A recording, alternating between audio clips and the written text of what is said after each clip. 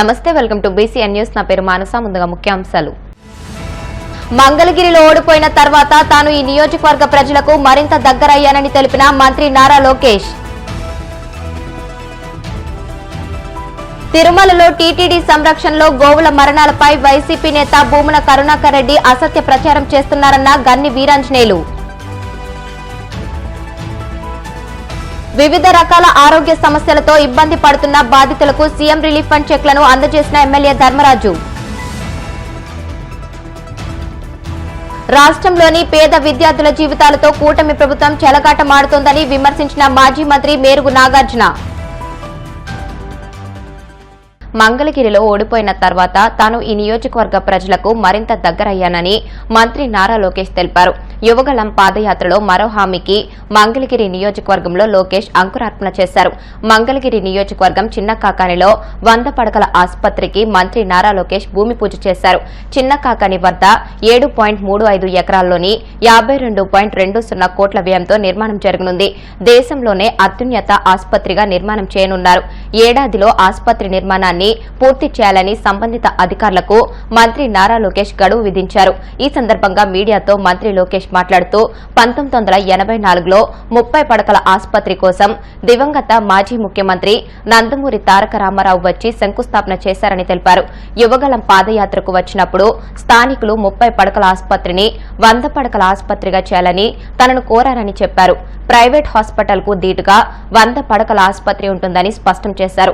రాజధాని అమరావతిలో అభివృద్ది పనులు కూడా ప్రారంభమయ్యాయని అన్నారు. హాస్పిటల్లోని డీహైడ్రేషన్ సెంటర్ ను కూడా కలుపుతామని చెప్పారు. మంగళగిరి పానకాల స్వామి గుడిని కూడా మరింత అభివృద్ది చేస్తామని అన్నారు. త్వరలో ఆ పనులు కూడా ప్రారంభమవుతాయని తెలిపారు.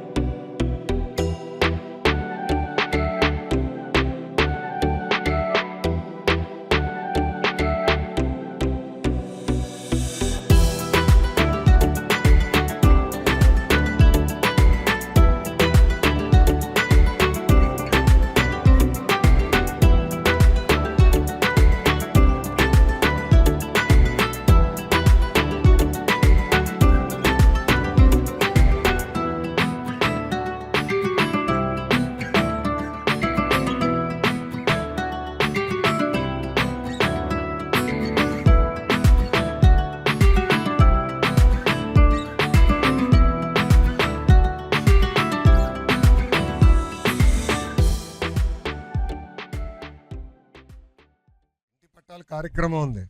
ఆ కార్యక్రమంలో మాడదాం అనుకున్నా కానీ చిల్లపల్లి అన్న ఒప్పుకోడు కనుక ఈరోజు ఇక్కడ మాడటం జరుగుతుంది. 1984లో మంగళగిరి పట్టణంలో 30 పడకల హాస్పిటల్ కానివ్వండి, ఈ ప్రాంగణంలో ప్రత్యేకంగా క్యాన్సర్ ట్రీట్మెంట్ కోసం ఆనాడు విశ్వవిఖ్యాత నటసార్వభౌమ శ్రీ నందమూరి తారక రామారావు గారు శంకుస్థాపన వేస్తాం జరిగింది.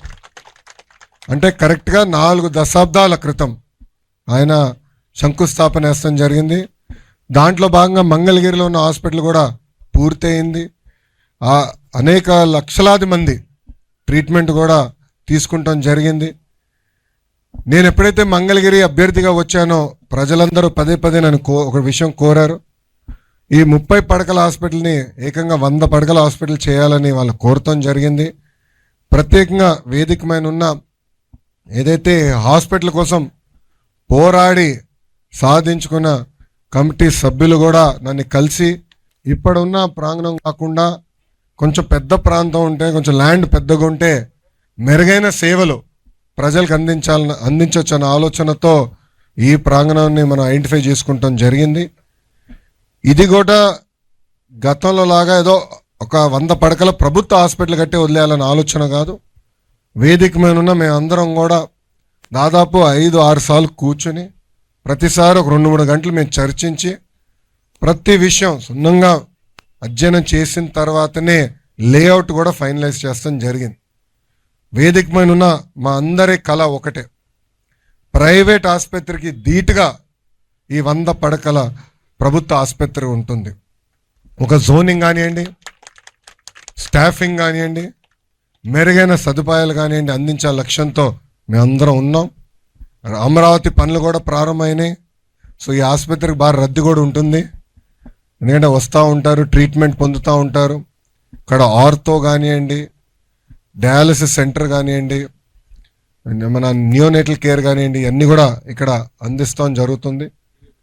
సో డి అడిక్షన్ సెంటర్ కూడా గౌరవ సభ్యులు అందరూ కూడా మొన్న నాతో మాట్లాడి డి అడిక్షన్ సెంటర్ కూడా ఇక్కడ ఉండాలి, తలసీమియా సెంటర్ కూడా ఇక్కడ ఉండాలని కమిటీ సభ్యులు ప్రత్యేకంగా కూర్చున్నప్పుడు వాళ్ళు కోరటం జరిగింది. వాళ్ళ కోరిక మేరకు కూడా అది కూడా ఈ హాస్పిటల్లో పెడతాం జరిగింది.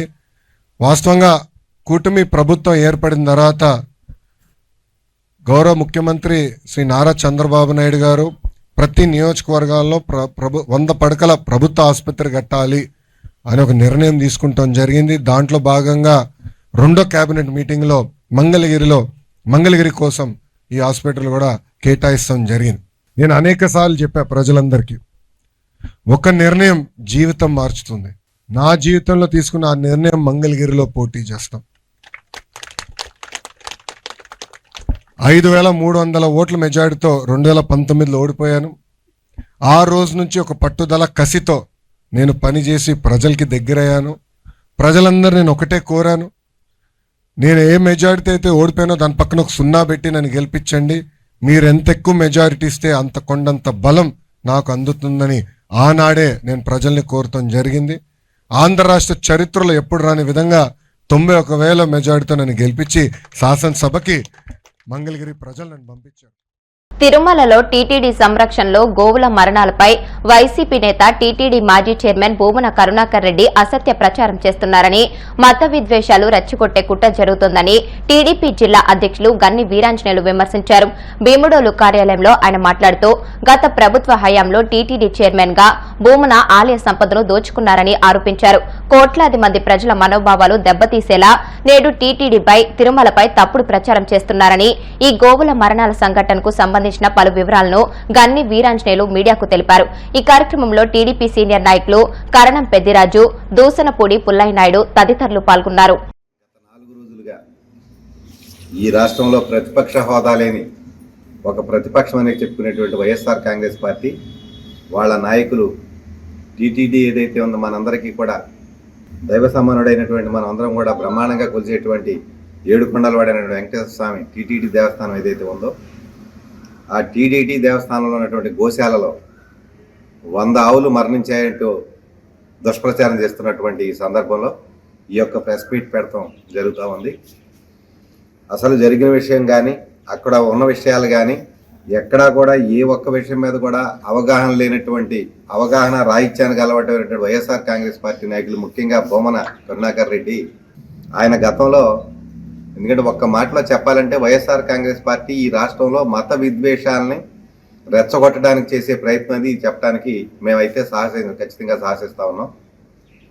ఎందుకంటే మతపరమైన అల్లర్లు సృష్టించి ఈ రాష్ట్రంలో జరిగేటువంటి అభివృద్ధిని ఆటంకపరచడానికి, రాష్ట్రంలో లా అండ్ ఆర్డర్కి ఇబ్బంది కలిగించేటువంటి రీతిలో స్టేట్మెంట్ ఇస్తున్నటువంటి ఆ నాయకులకు కానీ, ఆ పార్టీకి కానీ, జగన్మోహన్ రెడ్డి గారికి కానీ ఖచ్చితంగా ఏదైతే అక్కడ జరగని విషయాల్ని, లేని విషయాల్ని ఉన్న విషయాలుగా చెప్తున్నారో ఇటువంటి వాళ్ళ మీద ఖచ్చితమైనటువంటి చర్యలు తీసుకోకపోతే రాబోయే రోజుల్లో ప్రభుత్వానికి ఎంతో ఇబ్బంది వచ్చేటువంటి సందర్భాన్ని మరి రాష్ట్రానికి నాయకత్వం వచ్చినటువంటి ముఖ్యమంత్రిగా ఉన్నటువంటి చంద్రబాబు నాయుడు గారు కానీ, ఉప ముఖ్యమంత్రి పవన్ కళ్యాణ్ గారు కానీ దీన్ని పట్టించుకోవాల్సిన అవసరం ఉందని చెప్పి నేను భావిస్తా ఉన్నాను.